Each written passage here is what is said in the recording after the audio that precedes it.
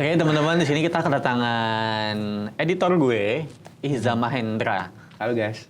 Kayak bisa kenalin dulu latar belakang lo dari keluarga kayak gimana, lo dulu lahir tahun berapa, terus masa kecil lo di mana gitu. Oke. Ini singkat aja ya berarti ya. Oke, perkenalkan namaku Ihza. Saat ini aku umurnya 28. Dari kecil, dari pendidikan itu masih ngikutin orang tua sampai SMP pertengahan, kemudian SMP kelas 2 selanjutnya aku udah bisa sama orang tua. Ya mana kemudian lulus SMA itu akhirnya aku merantau sendiri ke Jawa, lebih tepatnya ke Jawa Timur. Nah itu jadi kok nggak jangka 4 tahunan belum pernah ketemu orang tua gitu.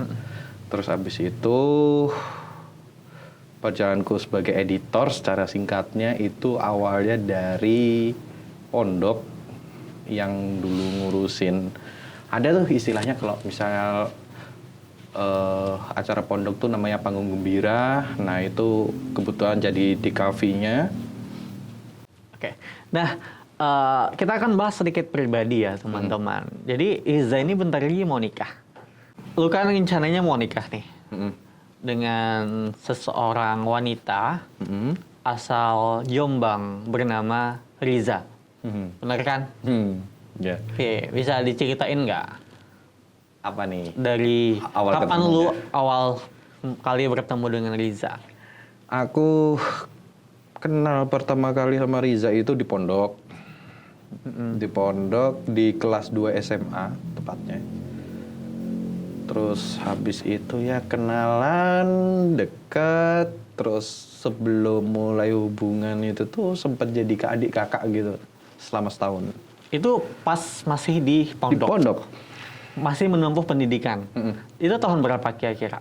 2015. 2015 kan ketemu di pondok. Bukannya pondok itu dipisah ya? Asrama laki-laki dan perempuan. Itu gimana ketemunya? Sebelumnya disclaimer ya, aku dulu nakal di pondok. Gitu. Jadi gini, Riza itu dulunya itu tuh dia nggak pernah buat masalah. Sekali kena masalah, kenanya sama aku. Gitu. Udah kelas akhir lagi. Mahasiswa akhir. Sorry, saya potong. Gimana ketemunya? Kan dipisah tempatnya, ini dipisah semua, nggak ada elektronik. Oke, jadi dulu itu Facebook itu masih sistem masih yang Facebook web yang zaman dulu, belum yang Facebook yang dilihat seperti sekarang. Itu Facebooknya masih Facebook yang dulu. Terus habis itu tuh kebetulan itu pondok itu kan tiap tahun ada perpulangan yang kebetulan perpulangannya itu yang jadi tanggung jawab untuk ngurusin tiket bis. Terus habis itu ketemu sama yang bagian perempuan yang daerahnya sama kayak gitu kan, di kelas 2 SMA itu. Jadi aku ngurusin tiket segala macem lah gitu. Habis itu komunikasi sama santriwati yang tujuannya sama ke area Sumatera, tepatnya Lampung sih.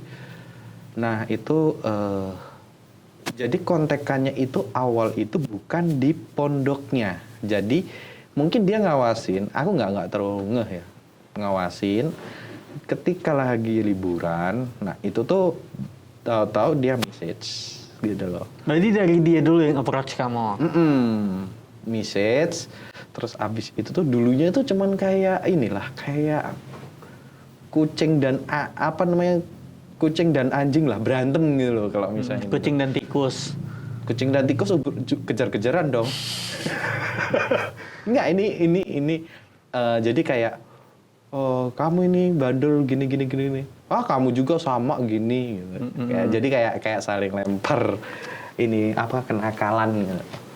Nah terus abis itu tuh dari situlah itu kayaknya deket nih gitu, deket. Nah kebetulan waktu itu nah terus abis itu tuh aku mulai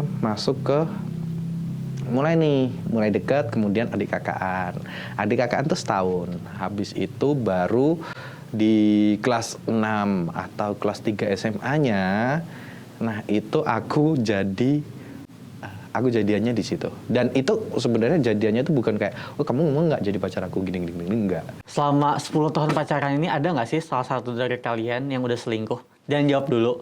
Kita tunggu di part 2 teman-teman ya.